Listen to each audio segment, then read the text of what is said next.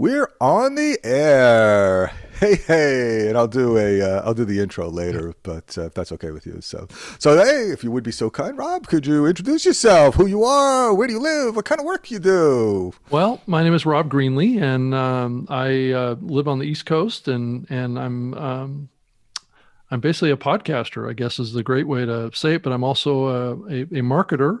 I'm also a environmental advocate as well. I've been involved in the podcasting medium for a long time. Had a nationally syndicated radio show for 6 years and was on the XM Satellite Radio Network for a couple of years as well. And have just been involved in helping podcasters be successful in the podcasting medium. I worked at a variety of different companies, small companies like Microsoft and Xbox and Podcast One and Spreaker, and then now I'm with a company called Libsyn, and I'm the vice president of content and partnerships for Libsyn, working with content creators, platforms like Spotify, Google, all the big listening platforms in the medium I engage with, and then platforms around the world too. So, but really an evangelist for the podcasting medium. But I've been, to draw a connection to this show, I've been a long time owner of an electric vehicle. I had an early Leaf back in 2011, and a big fan of Tesla. I own Tesla stock and have done very well with that. So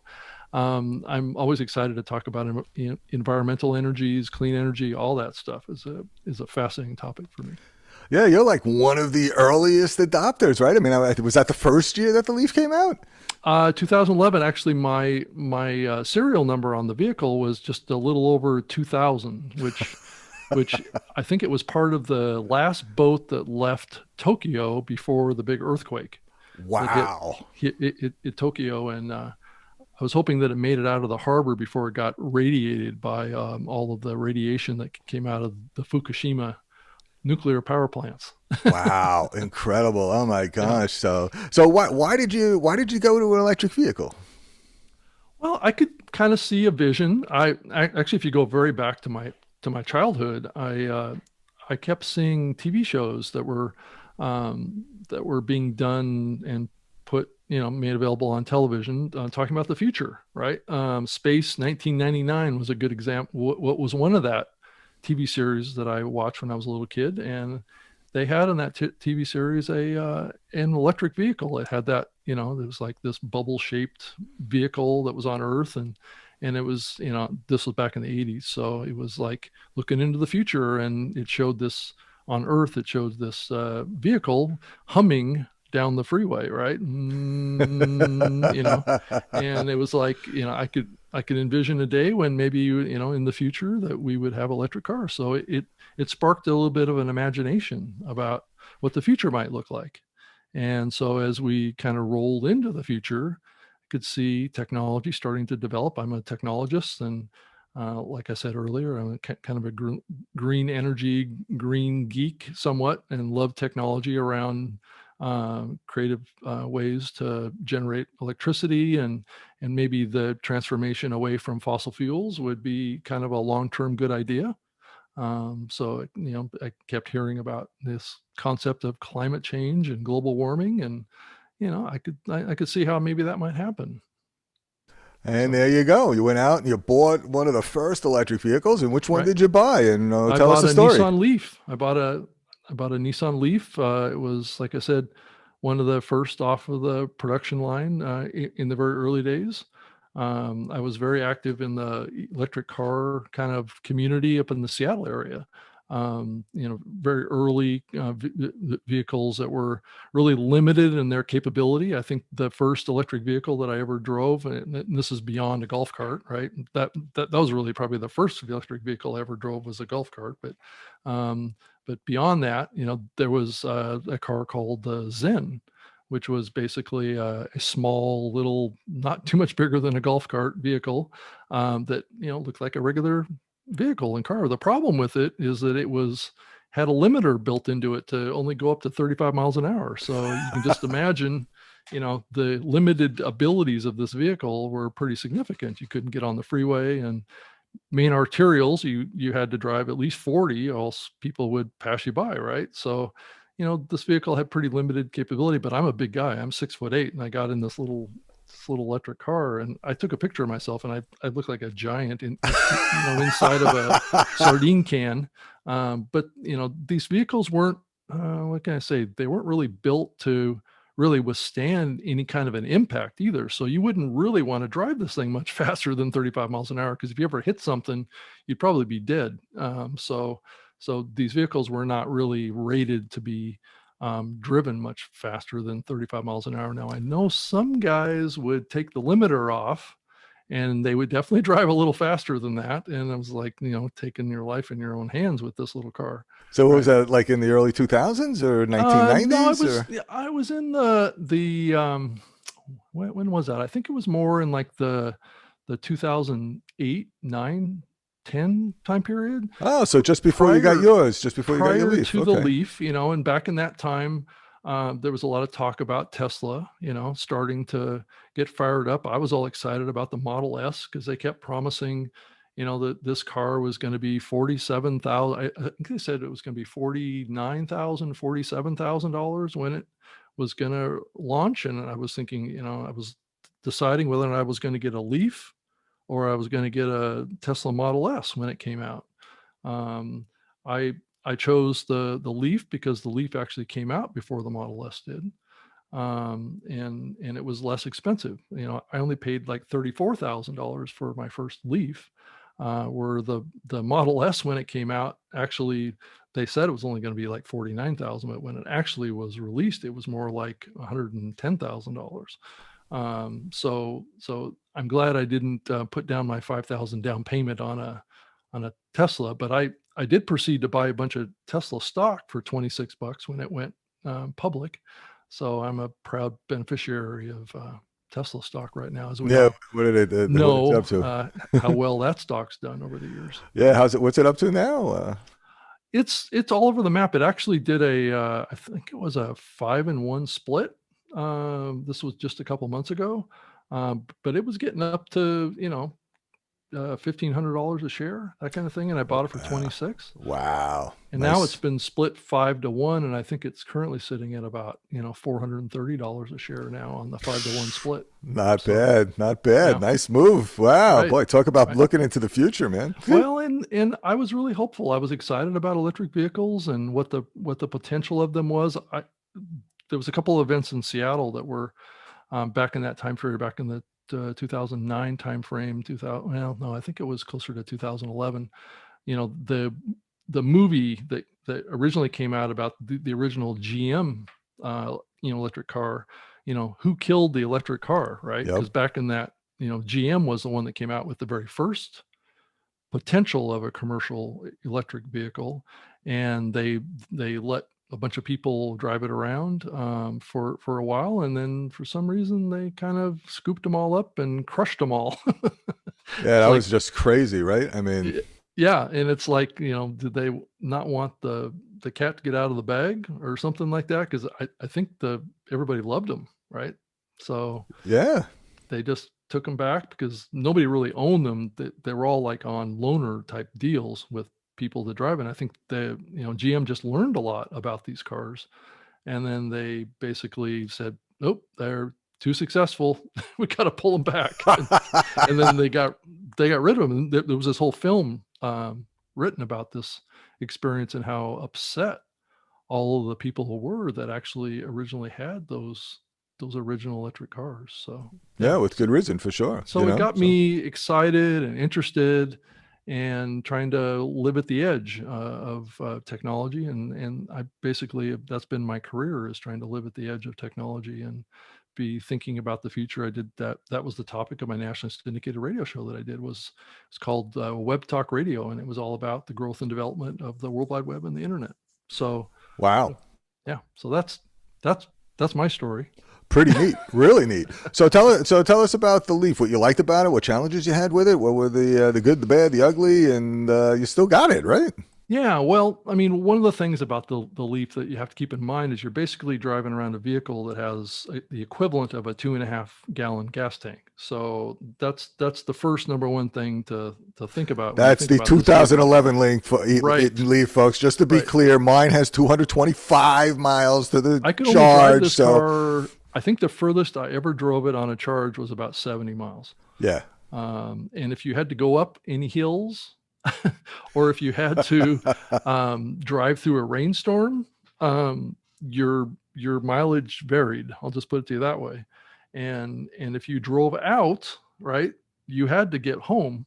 And Yep. Got to make sure. Right. And back in those days, there weren't charging stations. So you were kind of unless you wanted to pull into somebody's driveway and say, "Hey, can I borrow your 110 outlet for the next 4 hours?" That was basically my only option. Well, actually, yeah, that was apparently there was a whole network of people just like that who would share their plugs with other Right. EV drivers right in the beginnings, right? So that was Yep. a kind of a shared network sort of thing, which is fascinating. I mean, I think stranded. Or you have to yeah, get a otherwise tow you'd be truck. stranded. Yeah, yeah. I mean, so the fascinating thing I still think is that 98% of our trips are less than 50 miles. So Right. if you look across America and you think about what you do, 98% of the times you don't even have to think about it because you're just going around town. You're going Right. to the store, you're going to the school, you're going to work, back and forth. Mhm. That's it, and that's the whole thing. And now the new electric vehicles are over 200 miles, so that's not become an issue anymore. But back in the day, your first wave of stuff, yeah, and It was called yet you kept range it. anxiety, is what they called Range it. anxiety, Right, right. absolutely. And I had lots of that at Is times. that right, huh? But after a while, it kind of faded because you just had to plan your trips, right? If you had to go somewhere that was further than 20 or 30 miles one direction, that's about your limit. Also, you had to find. Now, granted, they did build into the vehicle navigation systems that allowed you to locate charging stations. But the problem is sometimes a lot of those charging stations that they had located were private charging stations. They weren't public, right? So you'd have to go up and knock on somebody's door and say, "Can I borrow your charger?" And it's like, no, I didn't want to put myself in that situation. Yeah, yeah. So back in the day, it was an issue. You needed to only go 20 or 30 miles. Now you can go up to 100 miles be out, 100 miles back. And again, 98% of the time, you don't even have to think Right. about it. But now, I mean, there's a lot more charging networks that are out there. And how do you see things, the future evolving now, Rob? What do you think is coming? Well, I think we've seen Tesla build out their supercharger network, which is certainly good. The only thing about Tesla is that they started down the path of a proprietary connection that was exclusive to them. Now you can get an adapter because the Leaf had two different connections. It had a standard one. I can't remember what the Yeah, acronym one was for the is. Asian one was the Right. European standard, and that was Yeah. for still level 2, though, 220-volt charge, which still will take Right. a while. Now the Leaf, actually, there's a connector that's kind of common to everybody. Right. There's a universal that's no matter which Asian Mhm. or European model, but then there's the DC fast chargers. That's where you gotta be a little particular in terms of the particular model. But yeah, I mean, Tesla is like Apple, Yeah. right? So Tesla people can charge on Tesla or on anybody else's But you have to charger, have an but adapter everybody if you're going to do it on else, someone else's charger. Right. and you can get an adapter for a Tesla to do it on somebody else's charger. But if you're somebody else, if you've got a Nissan or a Chevy Bolt or Hmm. a BMW or a Mercedes or a Porsche or a Toyota or whatever else, you can only use these other public type of chargers, not a Tesla charger. There's no Right. way to go backwards, so to go Right. that way. Right. So that's one of the challenges. Yeah. Yeah, and my Leaf had the ability of doing the 440 charge capability, Oh, but there weren't very many charging stations back then because those charging stations were to build them was like $250,000 or something like that back yep, then. yep. So consequently, I didn't. Plus, I kept bidding caution that you don't want to use the fast chargers because it can damage your battery if you use it too often. At least the battery that I had in my Leaf. Yeah, they still Um, say even with Teslas, you should only do like 80% of the charge. And the reason for that, I guess, right, is because what happens is if you go beyond 80% of the charge, then you're taking up that extra chunk of the battery that if you don't do beyond 80%, that'll be there to help you do longer runs later. But if you eat it up in the beginning, then it kind of wipes out that extra 20%. So usually you only charge up to 80%. And with a DC fast charger, you're exactly right. They're great up to that 80%. At 80%, you really should stop anyway, right. because otherwise you're eating into that extra battery life. Well, and a lot of the cars also have that brake charging capability too. So you probably want to funnel any braking that you do into the battery too. So that would leave you room because I occasionally I would charge my Leaf up 100%. And then when I was out driving and I brake it wouldn't do anything because the battery was already full. So Yeah, the um, regenerative braking is incredible, right? right, So yeah, right, right. So that was interesting. But looking to the future, obviously the battery technology appears to be getting better. Tesla's, the big thing that Tesla did was the environmental controls of the batteries. The Leaf didn't have environmental controls of the battery compartment area to keep the lithium batteries cool.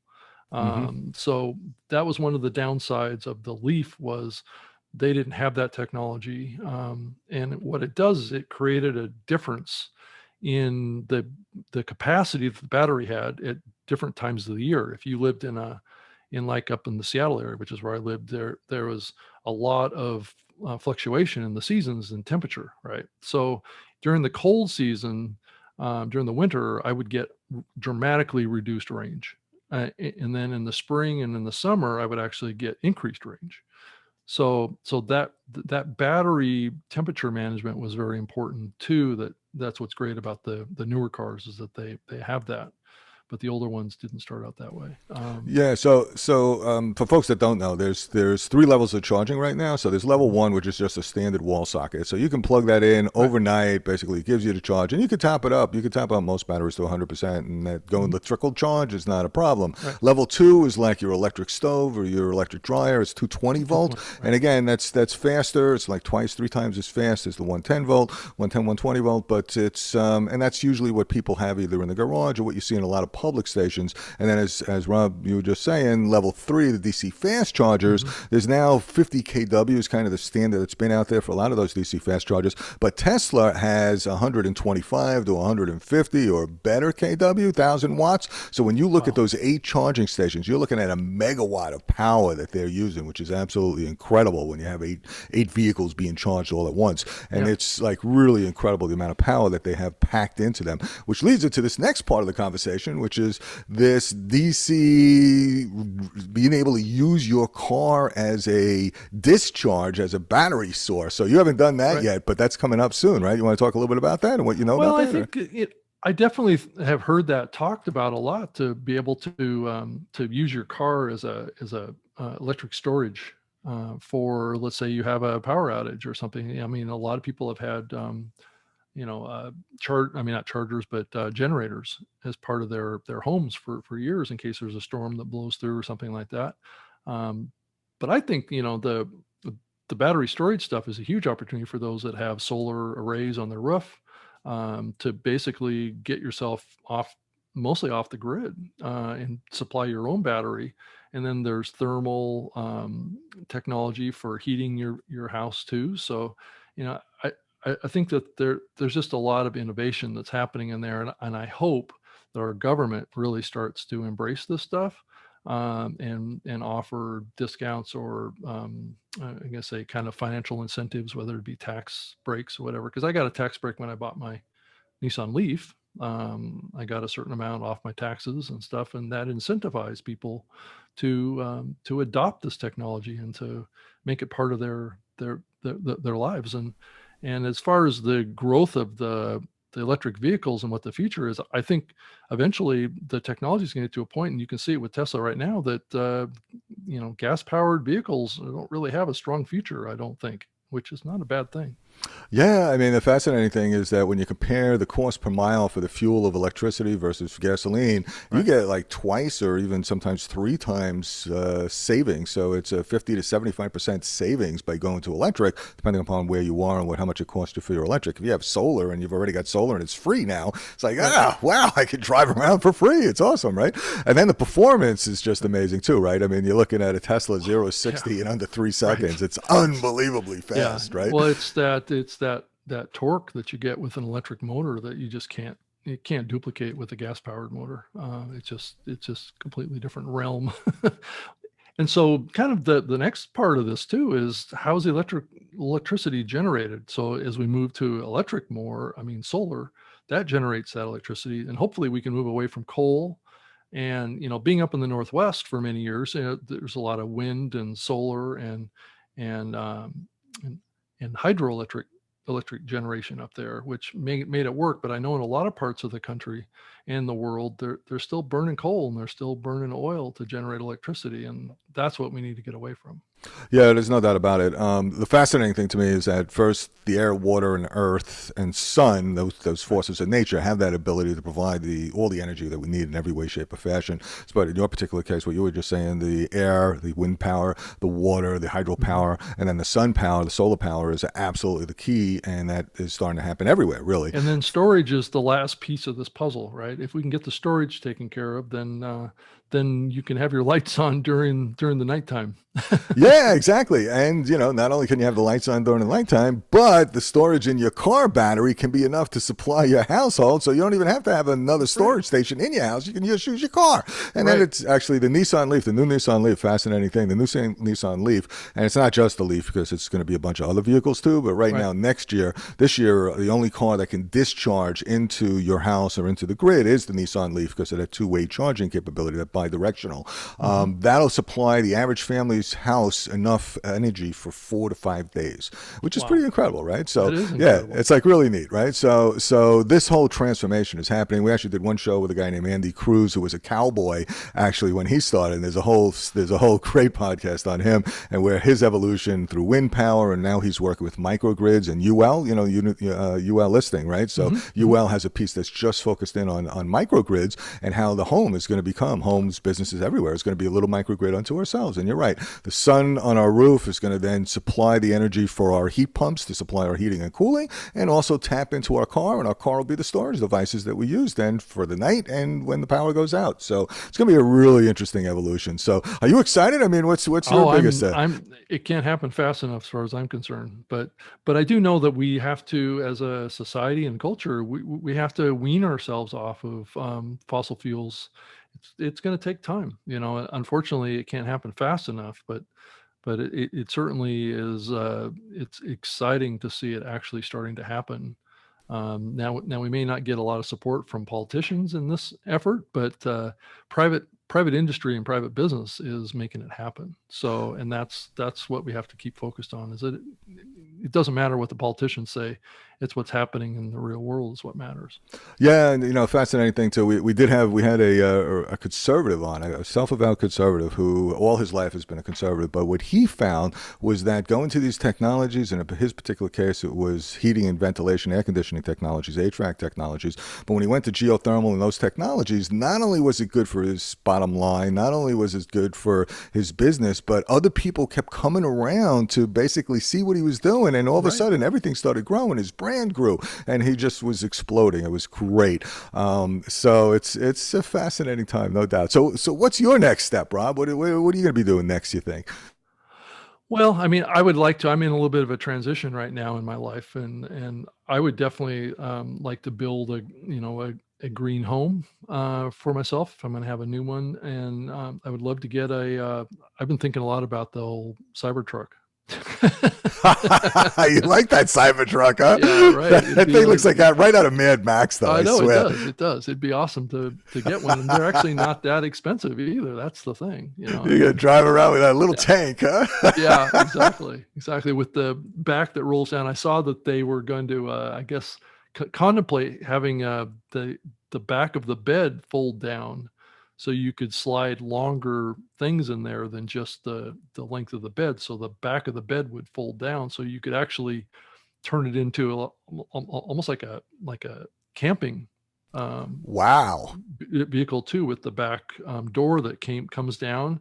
You could put sleeping bags back there, and you can just drop that back bed, and it gives you access to the passenger compartment, to the how cool bed. is that? Yeah, so, how cool is that? That would be awesome to have that. But the bulletproof glass thing was really kind of funny with Elon Musk. I thought that was like, right. Somebody made a mistake there. It's either that or it was a stunt. I'm not quite sure which one it was. It was funny, right? Yeah. I mean, it definitely got a lot of views, right? So you got to wonder, was it set up or not, right? So, yeah, I mean, the thing about Tesla is this. I mean, this is my view on it, is that, number one, without them, we would not be as advanced as we are with electric vehicles. They absolutely took the lead. They pushed everybody else. They're making it happen. There's no doubt about it. On the other side, I think their big Achilles heel is they're not really tied in with the communities. And the other piece of it is is that if you have like say you hit a deer or you have a bad pothole and it does damage to your car, it's really hard to get them repaired. So that's the one Right. real sort of bad downside of that.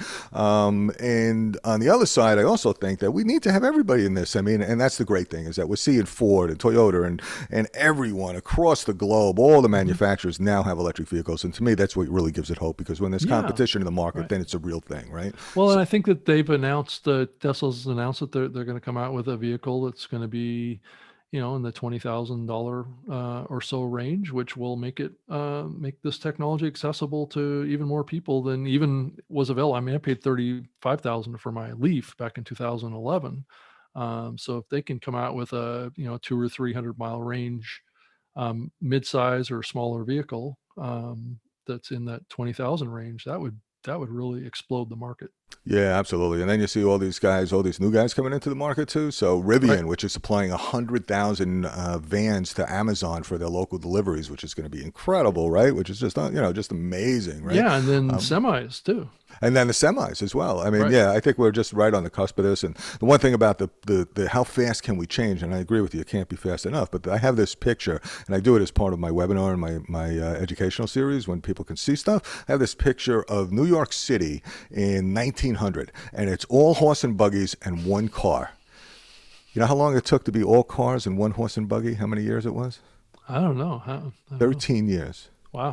Wow. 13 years. That's all it took to make a transition over 100 years ago from one technology to the next. And now we're at the point where we adopt new technologies all the time, right? I mean, when we were growing up, who had a smartphone? Who had a cell phone? Right. Forget it, right? And who had a computer? I mean, it was just so our adoption of technology is just going faster and faster. So we Hmm. absolutely can do this. It just takes our willpower and our desire. And it's both bottom up Hmm. from all of us Hmm. wanting it and demanding it and buying it, and then from Right. the top down as well. But fascinating thing to me is that I had on a socially responsible investor, right? So this woman's Hmm. been investing for boy all her career. She's had a great career doing this stuff, and she manages about $1 billion worth of investments. And what she said was that the investment community was really concerned with the last election that all the government support was going to dry up for the technologies and everything was going to go away. And she said, just like you said, you know what? That didn't happen. And part of the reason it didn't happen is, government can spur stuff and the government policies help really drive things and it escalates and exponentially moves stuff. But on the other hand, innovation still happens and people Hmm. want this and the companies start building this and then we start buying it. And you know what? The government, it would be great to have them because it'll speed things up. But on the other hand, if it doesn't happen, we're still going to do it. And it just depends upon all of us taking charge and making that happen. So your point is really well taken. Yeah, I mean, it's all about having vision and seeing what's kind of cool too. I mean, it's not just about the environment. It's about, moving into the future and doing things a little differently than we have and evolving our society and, keeping our air and water and environment clean is important too. Yeah, I So, mean, to me, it's like, look, if you can't breathe and you can't drink the water, right. what do we got? We're dead, you know. So, and then eventually, it's the end of civilization as we know it. So that would not be a good thing at all. Yeah, and So, I've been a big space fan for many years. In college. I kind of wanted to be an astronomer, so I've kind of had this orientation about the Earth and space and things like that. And I it keeps coming back in my memory all of the photographs that I've seen of the trips into space and looking back at the Earth and then looking at the crescent of the Earth and seeing that very thin blue streak across the surface of the planet. That's where we live, is like that little stripe of air that's sitting on top of this planet. And once it's gone and polluted, where else are we going to go? yeah, and now we've saturated the environment with so much carbon and greenhouse gases that we're seeing these extreme weather events, everything from the fires out west to the Yep. hurricanes, tornadoes, floods all over the Yep. world, and the droughts, and Yep. so we're going to see more and more of that, and that's the scary part. And yet, let us hope that that fear actually drives us to these changes that we need to have. So Right. wonderful. Okay, well, if you were to say one kind of unique something with clean energy, one unique tip that people most need to know, but don't, is there anything that you'd like to share? Um, hmm. I think just spend some time and educate yourself about electric vehicles. I mean, because one of the things that in the early days of me owning a Leaf, I was asked to come around and bring my Leaf out to like festivals and exhibitions and things like that, and help educate people about, electric vehicle technology. Now, granted, the technology is getting easier, but I think it's really important for you to, watch YouTube videos and read about electric vehicles and how they work and stuff like that. And maybe it's becoming less of an issue, because when I bought my Nissan Leaf, I felt like I had to be educated on how to actually use this thing. Also, it's almost like given a loaded gun and nobody tells you how to use it, right? Because it is so different. I mean, it is a different experience.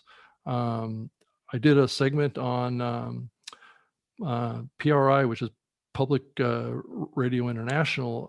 One time I did a segment with one of the show producers talking about the sounds that an electric vehicle makes and how important that might be to the future, because all of us are used to gas-powered cars making a lot of noise, Right. and so people around you know that those vehicles are around you. But one of the things that that they addressed in this segment was around these car manufacturers adding sound to electric vehicles, so almost like a ringtone of your cell phone. Yeah, Right? it's really funny, right? So So I don't know where that is right now. I know on my Leaf I can turn off the whining sound that it has, but it makes me wonder. I've been trying to listen to Teslas, but I haven't been hearing sounds that the Tesla makes. I wonder if I thought it was a law. I don't know if you've heard anything on this or not. yeah, when you're going slow now on electric vehicles, that's exactly right. There is a law, and but then there's also the aesthetic piece of it. So, for instance, the new Ford Mustang is coming out with the Mustang E, right? And the Mustang E is actually an SUV, and they built a sound so that it would be a Ford Mustang unique sound, so people would hear that Mustang and know, right? So, part of it is sort of like what we like, right, and what we want to have. I mean, what was cool about an electric car was being able to turn the sound off, right? Yeah, To drive completely silent was always the cool thing. I also bought a 2007 Toyota Camry hybrid back in 2006. So I did kind of get into that. Was one of the first hybrid vehicles that came out after the Prius, right? Yep. And that car, it was just fascinating because I could drive that car around, probably 5 or 10 miles an hour on battery, and it would be completely silent. And that was always the fascination. But then this whole concept of the car sounds and safety was something of a real fascination with me. It'd be cool to add like the sound of a Ferrari to my electric car.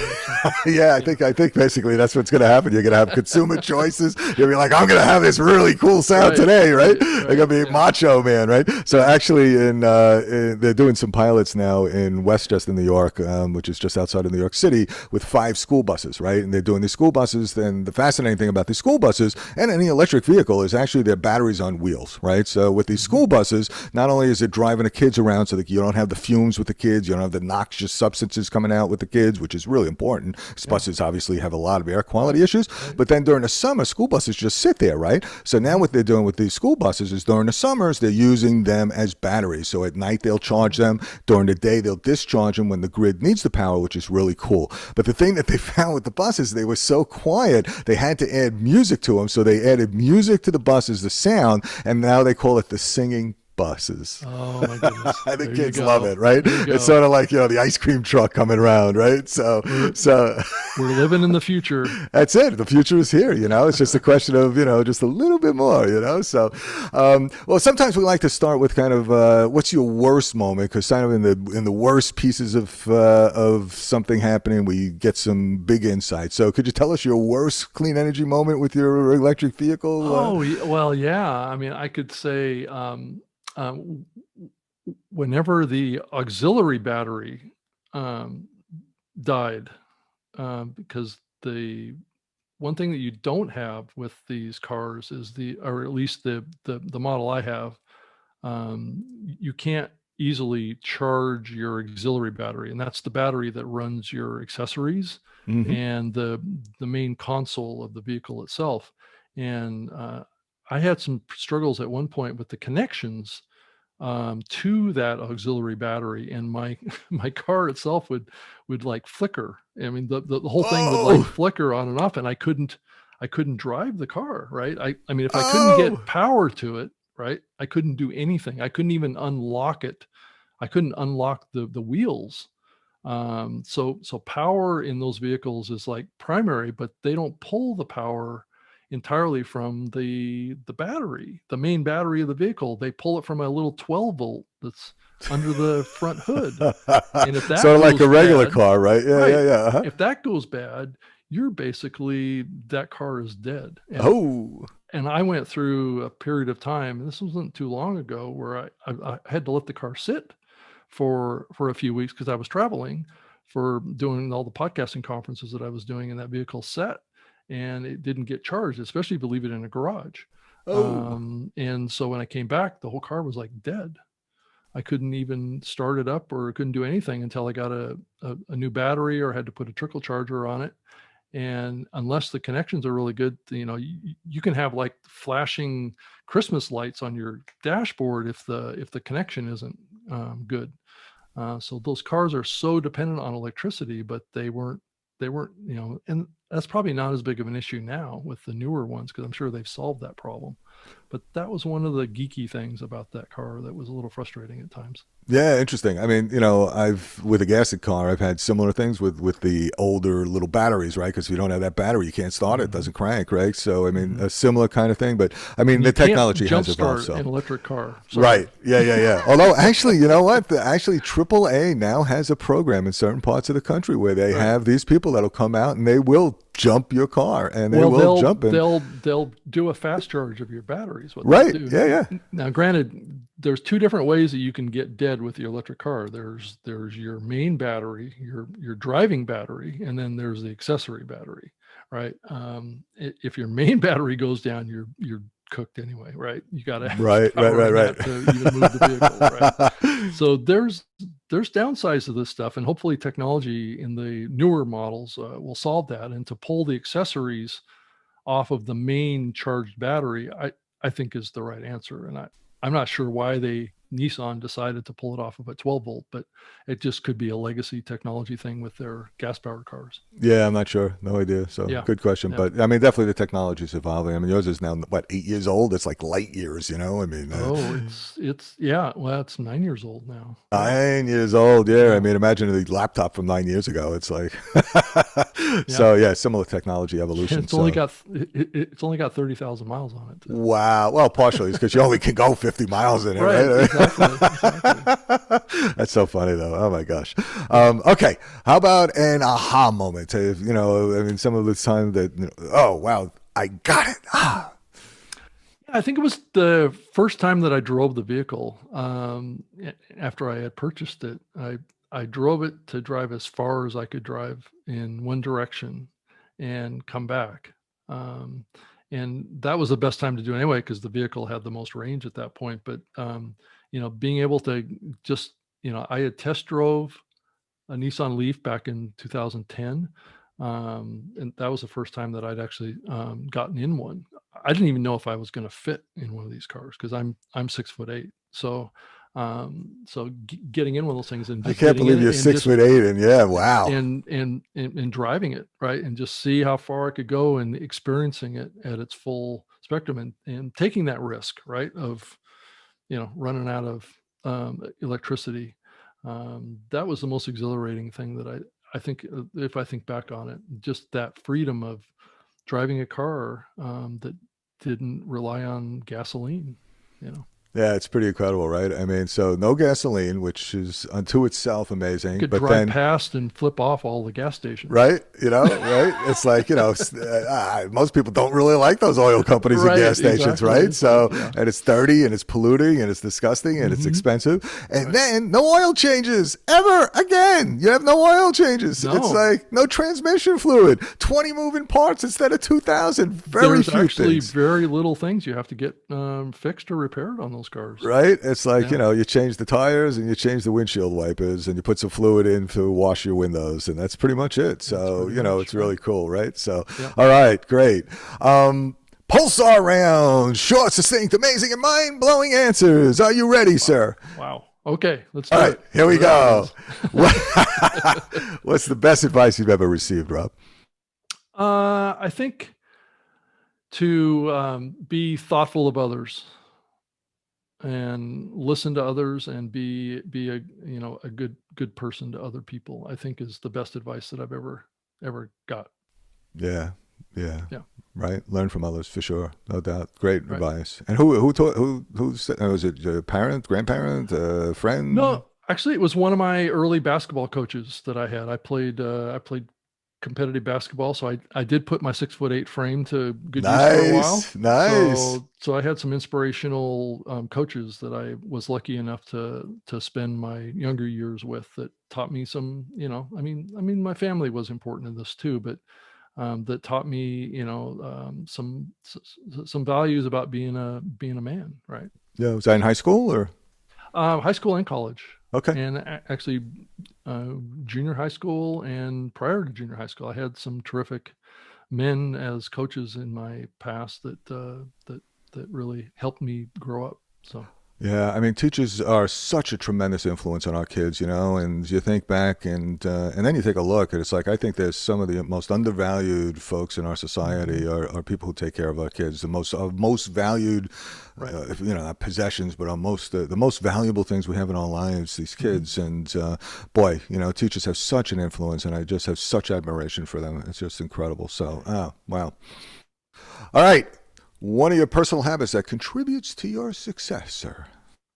I think just um, wanting to meet other people, and help other people. I think just in a general sense, I built my podcasting career around partnerships, building relationships with content creators or platforms or just people in general.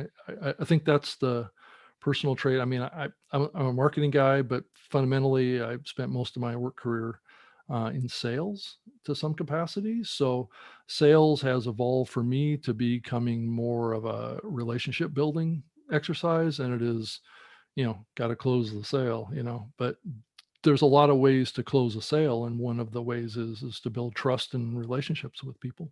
Outstanding. Thank you. Yeah, yeah. An internet resource that you think people might want to take a look at. Oh, I would go spend some fun time with the Wayback Machine. I don't know if you've Yeah, I've heard heard of the Wayback heard Machine. of I've seen that it. It's really before, cool. Yeah, go ahead. right? Tell us about it. Go ahead. Well, type to Google Wayback Machine, and that's Wayback machine. And what it is it's a website resource that enables you to go back in time and look at some of the old websites from the very early days of the internet in the web. Well, it's all the web. It's not really the internet. It's all old websites. You go in, if you can think of, like yahoo.com is a good example. Go back and type in yahoo.com and you can go back and look at all the different versions of yahoo.com or netscape.com, or if you want to go back in time and look at the homepage of Microsoft, right? Or the Wow. homepage of Google when Google launched. If you didn't ever get to see that, or you're younger and you didn't live during that era, those are that's a fun thing to go do to see how this medium of what we kind of take for granted now with the internet has evolved over the years. Cool. Way back. Way back. Way back. Yep. Great. Thanks so much. All right. A book that you'd recommend. Actually, a book that just came out, written by a colleague of mine, um, "How to Profit from Podcasting." So Oh, it's a new book written by Dave Jackson. So about how he has learned over the 15 years that he's been a podcaster on how to generate some income from your podcast. There's all yeah. sorts of ways that you can do it, and a lot of people don't realize the various methods that you can do to make a little bit of cash from your podcasting efforts. That So, would be great. Boy, I got yep, to read that one. yep, yep. Thanks so much. All right. Well, if you had a magic wand, Rob, and you could wave it and change one thing for everybody in the world, what would it be? I would just, especially right now, I would waive the challenges that we have in our culture around race relations right now. I wish Yeah. I could just magically make everything on that regard go away right now, because I believe it's causing lots of consternation in our culture and our society around how we can adapt to make it better, right? And I think it's going to take effort and time, but yeah, I mean, I think it would be wonderful if we could just take that issue off the table. No, for sure, absolutely. I mean, so I was raised as a white middle class, relatively privileged kind of I guy, was white male, too, right? You know, and I and totally get it. yeah, yeah. And then, it took, I married into a woman who had a 4-year-old child, and my son was black, Hmm. and it took me, when he came home one day, he was about 6 years old, came home crying because some kid had called him the N word, Hmm. and it was like, it just hit my heart so intensely, Yeah, and that just, to me, was my evolution in just recognizing that, wow, how stupid is this, that we would judge other people just because of the little different color from us, right. just so ridiculous, Hmm. and I do hope that one day we can get to the point where it's, as Martin Luther King said, judge not for the color of your skin, but by the strength of your character. Yeah, and there's a lot of focus on that right now in the podcasting industry too. I think the medium itself of podcasting is definitely open to anyone, to any race, any ethnic orientation, language, you name it, it's open to it. I think where the challenges are is around organizations that are involved in the podcasting medium and how diverse they are. And so those are the things that are going on in the podcasting. I'm the chairperson of a new organization called the Podcast Academy, and it's basically similar to the Academy Awards for movies, Wow. but it's being built for the podcasting industry. So we're trying to create an environment where we're very inclusive, have representation of all races, gender, ethnic orientation, languages, a global scale. It's an ambitious idea. I think that the medium is getting there, and it's been there far more than probably other mediums. But anyway, I don't want to spend too much time on that, but that's a big thing in the podcasting space right now too, as well as our society and culture today.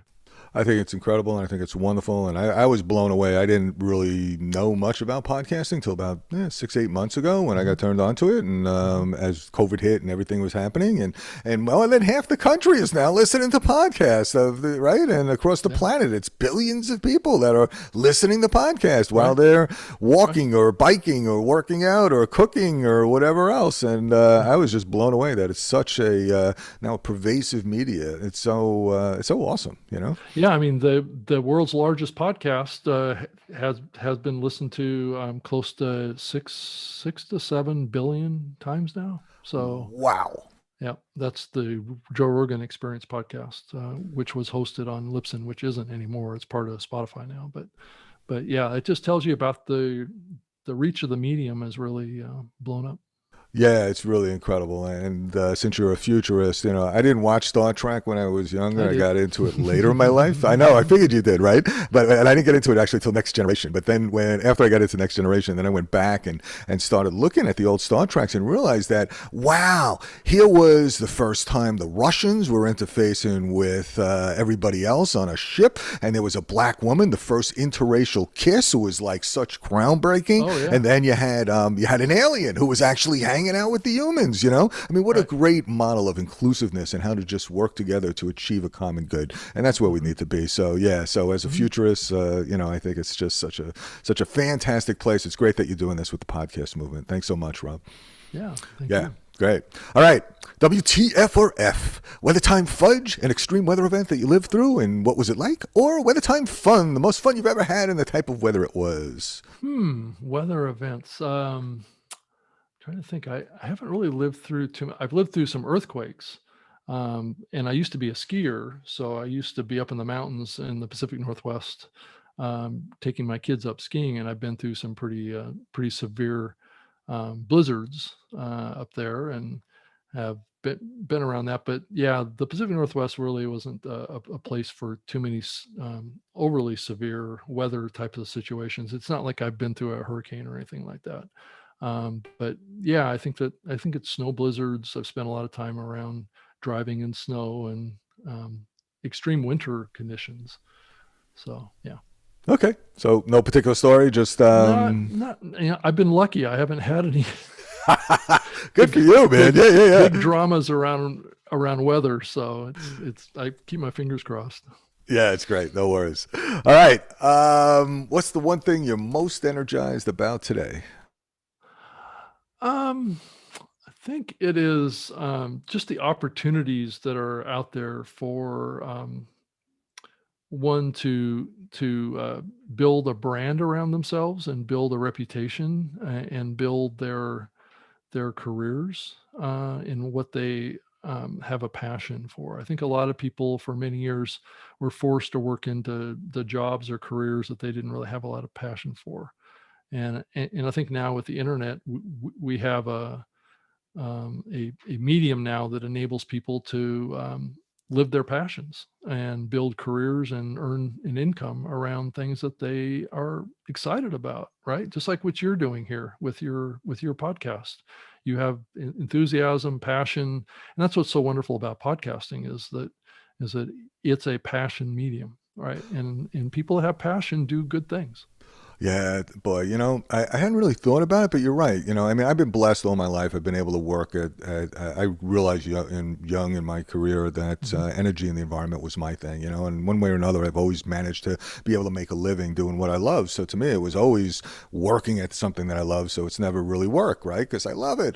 But you're right. When you think about how the whole world now has opened up so that there's so many more opportunities for people to do their passion and be able to earn a living Right, off of it, it's right. just, you're right. It's amazing. So yeah, boy. Okay, neat. Really great. All right, grand finale. We want to share a piece of parting advice, and if you want people to contact you, what's the best way? I would say the best way to contact me would be online. I'm on Twitter at Rob Greenlee, and that's with four E's. And then and then I do have a website, robgreenlee.com. And I do a podcast twice a week called it's not the New Media Show, it's newmediashow.com. And we talk about the growth and the development of the podcasting industry and what's happening there, where the opportunities are, the big players, the small players, the breaking news that's going on in the industry, and how that impacts podcasters. All of the big companies listen to this program and try and learn about what's happening in the medium, and that's a great place to follow what I'm doing. Fantastic. Any piece of parting advice to folks? Um, just like we were just saying, I think chase your passions. It keeps you excited in your life. These are challenging times that we all live in. So living in your passions is really, I think, the best thing that we can do for our mental health. And just stay positive. Stay positive and live your passion. Rob Greenlee, thank you so much. This was amazing. Anything that we missed that you want to say at the last No, piece I think that here? was great. Thank you so much for having me on your show. Oh, what are It's you great. kidding? It would be fantastic. So thank you so much for coming on, man. It's an honor. I didn't, I had heard a little bit about you. I knew you worked with Libsyn. I didn't realize you were this international personality out there that are doing all these amazing things, man. So as a neophyte, may I ask your advice? What would you suggest I do with this whole venue here? And, Well, my with your mission is pretty podcast and clear. stuff and your Yeah, efforts. yeah, Yeah. so I mean, again, I've built my career around advising companies, businesses, nonprofits, communities about working with them on how to figure out how to move to clean energy, right? So I've done stuff Right. with solar, I've done stuff with heat pumps, I've done stuff with electric vehicles and charging stations, Yeah. etc. But this piece of me reaching out to the public and helping people understand, look, Mhm.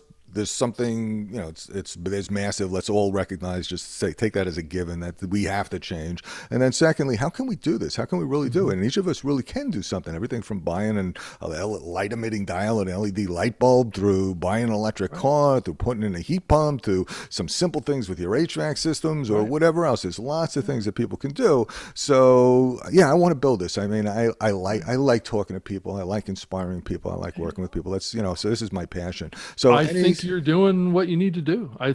Just keep doing what you're doing, and good luck will come your way. I mean, the Okay.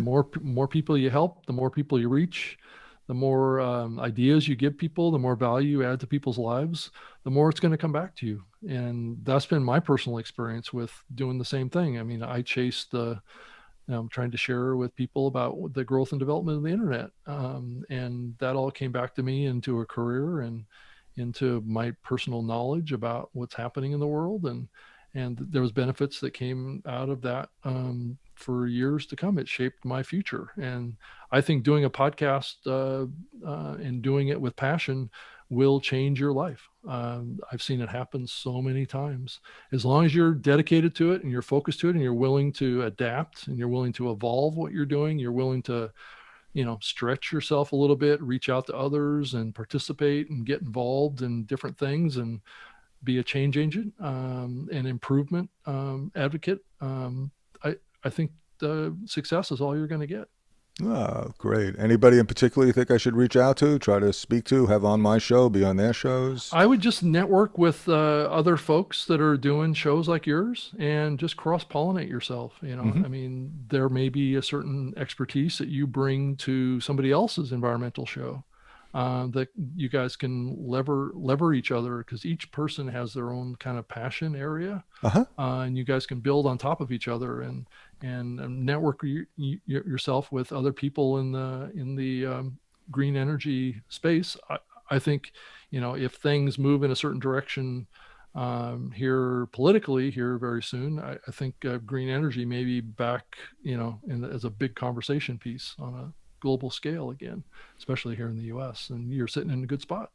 Cool. So I've been reaching out through a few different people to kind of parallel areas where people have, in particular, my initial demographic is really families with kids who are concerned, want to do something, not quite sure what to do. So I had Bomb Mom, which was great, right? So I had various different people who have that demographic of young families or families that are, want to do something, right? So I've been reaching out to them. Do you think that's a good strategy to get to them, let them know, hey, here's something on the environment that you can do with yourself, your family, your kid? Give them tips. If you can give people tips on how they can take easy steps into, getting involved in making a change towards renewable energy, recycling, getting involved in being earth responsible, I think it's all part of your charge and part of the change that you're inspiring in people. Okay. Yeah. All right, cool. So no particular persons that I should reach out to that come to mind? No, not that I can think of off the top of my head, because I haven't really been engulfed in that space as much as maybe I was when I was early in my electric car ownership space. Right. So all right. I did a couple of podcasts on my experience with my Toyota Camry, around my experience in the early days of owning that hybrid vehicle. And that's been watched 100,000 times or something like that, me talking about the technology and how it worked and what my experience was. Yeah. And I did do some videos around my experience with the Nissan Leaf as well. So, those kind of things, I didn't focus on it from the standpoint of building a content portfolio for myself. I was really transitioning in working with Microsoft and working and helping others do it. So I'm just now trying to get back into having my own show again after a few years. So okay. Yeah. I thought you had been doing it. I thought so. I've been doing this new media show, but that's in partnership with another person that actually he owns the show. I just am like a co-host. So okay. And I used to do a show for Spreaker, which is the old company I used to work for. Actually, Spreaker was just purchased by iHeartRadio. Just it was just announced yesterday. Yeah. And so I used to do a live show for Spreaker called the Spreaker Live Show. And so I just haven't been doing my own podcast for a while. So now I'm gonna start hopefully doing my own show again. Cool. And in terms of podcasts, besides listening to yours and following you, anybody else's that you think would be really good for me to pay attention to? Well, I'm a big fan of technology, so I've been a fan of Leo Laporte and the Twit network. I don't know if you're familiar with them. No. Yeah, actually, I wanted to ask you about networks too, because I'm not quite sure I understand them and how they work. But Leo Laporte? Yeah, it's twit.tv, and that's TWIT.tv. And he's been on nationally syndicated radio for many, many years. Okay. and then he's built this video network of technology programs that has been involved. And I listen to quite a few of his shows because he tries to keep you up to date with what's happening in technology, like Windows Weekly. I used to work for Microsoft, so I've Right. been a guest on Windows Weekly before, talking about Microsoft technology. So Cool. I'm a big fan of, and then politics is another big area that I follow too. I don't want to mention too many shows on that, Uh-huh. Uh-huh. um, but those are my two passion areas. And then I listen to a lot of other podcasts, being a guest and helping others with their shows and stuff like that. So I spend a lot of time listening, just a little bit, to a lot of different shows. Okay. So which keeps me hopping busy. Yeah, no, it's great, man. Thank you so Yeah. much for taking the time here. So, in terms of like the length of the show, is there any, from your perspective, sort of a magic place to be, or? Well, I think at the end of the day, it's what it needs. I mean, it's whatever it needs to be. Mm-hmm. I think it depends on how passionate your fan base is, Mm-hmm. and the type of content that you're producing.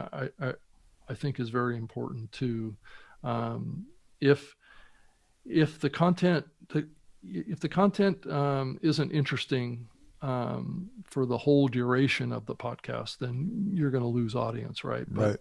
it's it's a matter of how long does the content really need to be? I mean, I think you can look at it from the standpoint of, at least in the past anyway. I don't know how applicable this is to the present, but what's the typical duration of a commute, right? A lot of people listen to podcasts in their car.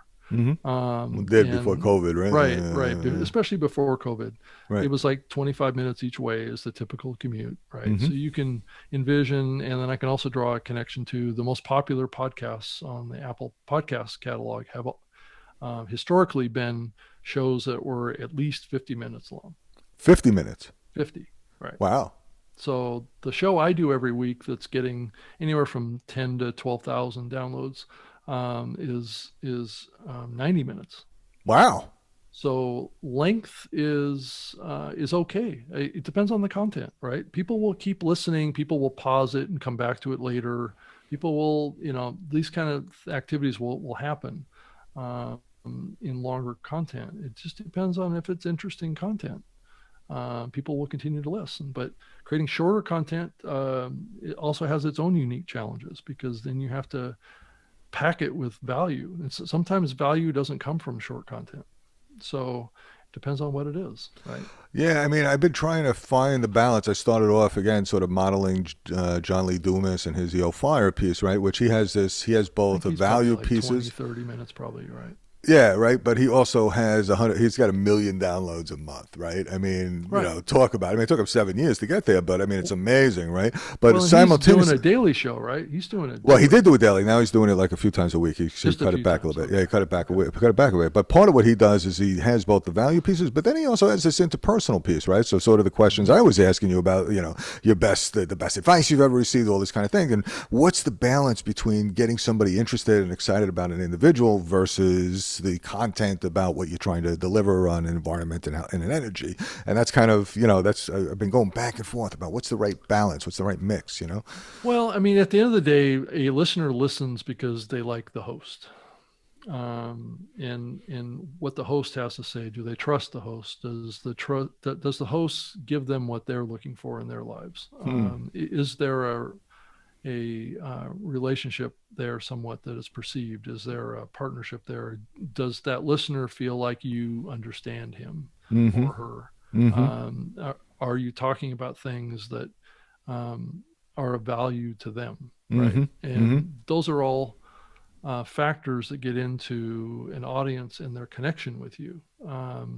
It's always good to have like maybe a way to get a touch point with audience members, right? Touch points are very powerful. When I say touch points, ways that you directly connect with them, Mm-hmm. right? Whether it be through an email or something on a comment thread or something where they feel like that they almost know you, right? Mm-hmm. Mm-hmm. They listen to you, you've interacted with them at some level, and that's built up over a long period of time. And then Mm-hmm. that tends to steamroll, because then those people that feel like they're part of your community and like almost like a friend of yours will share with others, and they will tell their friends. They will say, hey, I've listened to this great podcast about green energy, and it's even awesome, and that's the name of it, is awesome. So go, if you're interested on learning how to better, greenify your life, or to cut, to optimize your electrical usage or something, then go check out that podcast. And that's how podcasting grows. Cool. And these networks now. So I mean, I heard a little bit about it. I don't really quite understand it. Is it like they co-promote each other, and is there? It can. I mean, a network can be a group of shows that have a common topic, right? It could be like a sports network, or Right. it can be just, like podcast one was just a variety of comedy and conversational and some entertainment podcasts, right? Huh? Um, and then other networks are just a compilation of all sorts of different kinds of shows. It just depends on what is the best alignment for you, and probably what the best alignment for you is a network that's focused on environmental change. You Mm-hmm. know, Mm-hmm. so Mm-hmm. and climate change and all that. I mean, a network affiliation with you could give you opportunities to cross promote onto other shows, be guests on other environmentally topic shows, Mm-hmm. Mm-hmm. and help promote your show. Some networks will actually help sell advertising into the shows that are on their networks. Mm-hmm. So there can be some benefits. You just have to find the right fit and read the fine print of any contract, and just make sure you're not signing something that you could regret later. Uh-huh. Uh-huh. Is that what happened with the Joe Rogan Spotify? Yeah, I mean, I think to some degree that you could make the case for that, and I think that there's others that have signed contracts without really understanding what could happen to their show too, the popularity, and maybe they didn't get paid enough or something like that, and they get to a point where they feel like they have to renege on their contracts, and Ooh. I mean, you Yeah. just have to. There's good and bad with being aligned with a company or a organization. Right. You're giving up some control Mm. when Mm-hmm. you do that, but you just have to weigh it with the opportunity that you're getting from it too. Hmm. Okay. So last question, if I may. Yeah, So standard intro and outro versus customized, short, short, describe it, or short, like short. what, 20 seconds, 10 seconds, 30 seconds? As long as you need to deliver whatever you need to communicate to your audience at the beginning. Uh-huh. Keep in mind too that if the type of content you're producing is evergreen, then people are going to listen to that over and over again. Right. So short is good. I mean, you look at like a Netflix, and Netflix gives you the opportunity to listen to one episode, right, Uh-huh. and see the intro, and then click a button on episode 2 to skip the intro. So Ah. what does that tell you about what the Uh-huh. listeners Uh-huh. want? So if you have like a 2-minute intro, you're Right. putting your audience through a Hell. duplication Right. every time they want to listen to your next episode. Right. Right. So But then how do keeping you it build an short. audience if they don't know what you're talking about if this is the first time they come, right? So it's like, Well, that's the balance I'm talking right. about. So you Yeah. need to still have that in there. Uh-huh. Your cover art needs to communicate. Uh-huh. Your description of your show needs to communicate that. Any kind of external marketing that you do for the show, promotion, needs to communicate that. Mm-hmm. And you need to be just short and succinct in that at the beginning of the show. And many shows I'm starting to hear are not doing a professional intro anymore. They're just maybe playing a little bit of music at the beginning, like maybe 10 or 15 seconds at the most. Mm-hmm. Mm-hmm. And then they do a custom intro of who they are, what they're doing. They've written out an outline, and they follow a standard outline of saying who they are and what the show's about, and then they get right into the content. Okay. So short, to the point, and then the same with the outros, or? Outro, you can spend a little more time on outros, because people that have listened all the way to the end of your show are Mm-hmm. passionate fans. So if you have calls to action that you want to ask your audience to do, that's a great place to do it, because Mm-hmm. people that are listening all the way to the end of your show Mm-hmm. really like your show and are more likely to take some sort of action. So putting calls to action at the beginning of your show maybe good for advertisers, but it may not be always good for your audience, Mm, mm, or connect with the most passionate fans that are most likely to take action. mm-hmm, mm-hmm. Those folks that are only listening to the beginning of your show may be annoyed by it. So, right. Great point. Yeah. So, it's playing with the psychology of the listener too, Mm-hmm. and who's, if they're listening all the way to the end, then they're going to be more accepting of that, and leaving it off of the end is also a bad thing too. Mm-hmm. Mm-hmm. So, Mm-hmm. so don't take time telling people like where to listen to your show, like I'm on Spotify, or um, I'm on Amazon or whatever at the beginning of your show, because it's not relevant because they're already there listening. So, yeah. Yeah, I mean, I've been through a couple of different evolutions of this so far, and I'm sure Right. I'm making many. So I don't know if did you listen to any of the shows at all, or I haven't had time yet. I've just okay, yeah, no been, worries, no, yeah, you've been been swamped. That's okay. If you have going. any Right. feedback and anything, you're like, Yeah. hey, Ron, look, boom, don't be a moron, do this Right. different. Please let Right. me know, okay? Because I have a Yep. lot to learn, and obviously you've been through Well, this I a think long you've done time, a Rob. great job So with your album art. It pops. It's colorful. So I mean, I think you're doing a lot of good stuff. So just yeah, keep I it know we need going, to and do a just lot more. So so any words of wisdom, sir, if you'd be so kind, created I'd really these appreciate it. these these fun little segments in your show, which are fun to do. Audiences over time will look forward to those, and it's a good thing too. I mean, probably having a segment in your show where you talk about listener feedback or comments or Mm-hmm. Mm-hmm. contributions, Mm-hmm. Mm-hmm. maybe a good addition for you too. So one of the things that I started moving towards, and now you're getting me thinking that I should probably move off of that, was now that you told me that really depends upon what you're talking about, and sometimes the best shows are like 90 minutes long. So oh my God, don't let the time be really the factor. Was Well, actually they doing can a be, yeah. yeah. No, I mean what I started doing and was trying to keep the first part again, sort of short and succinct, 15 20 minutes or so, and then hey, if you want to hear the whole show, go watch it on YouTube right here. Here's the link. Go for it, right? And then the people can get the more relaxed, longer term experience. They can listen to it if they want to do that whole thing. You think Right. that's good or not that good, or Well, I mean, I would just give them the show that you want to give them. If it's the full length one, they can stop it if they want to stop listening, and mm-hmm, that's what they'll do. So, mm-hmm, and then go into Apple. If you have access to your Apple account mm-hmm, for the podcast area, and go in and look at your listener flow pattern that's in that tool, that you mm-hmm, can see, the timeline, right, of what your audience on Apple is doing with your content. mm-hmm, When are they listening more, and when is it dropping off? And you can mm, get a sense of duration. And what you'll typically see is that your audience level will be a little higher at the beginning, mm-hmm, and over the extended period of time of the episode, it'll slowly drop. mm-hmm, And sometimes it'll drop dramatically. So those are the things that you have to look for, is what did I do in there to lose all my audience, right? yeah, yeah, And then adapt to that and learn from that, and make changes to the format or whatever you need to do to get that listener number to stay fairly constant. Now, the natural attrition is going to be a slow decline, because mm-hmm, the longer the episode, the fewer people are going to be listening, no matter what you do. I mean, that's the case with any podcast, mm, with any show.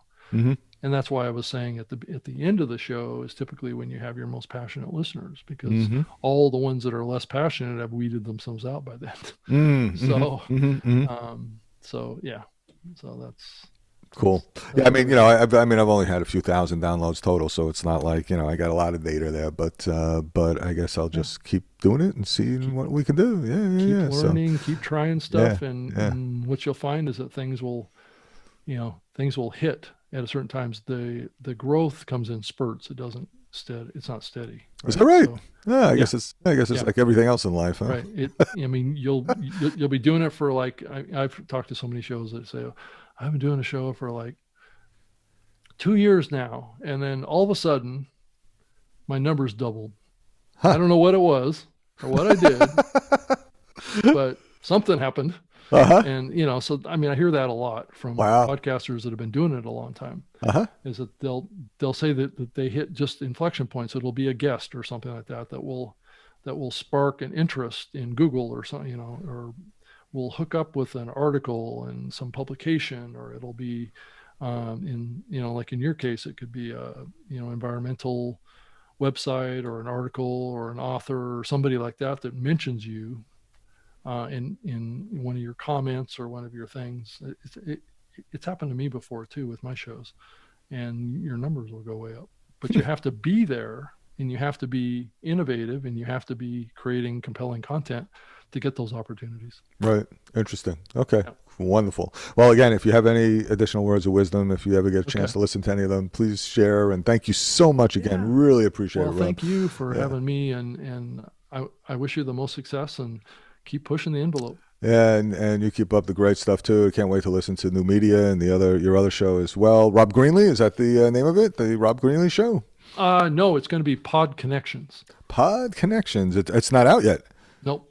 Oh, when's it coming still, out? It's still in development. Oh, okay. So when do you expect it to launch? I don't really have a launch date kind of established yet. So Well, please put me on your notification list if you'd be so kind. So I definitely would like to know. And thanks again, Rob. Really, really, thank you so much.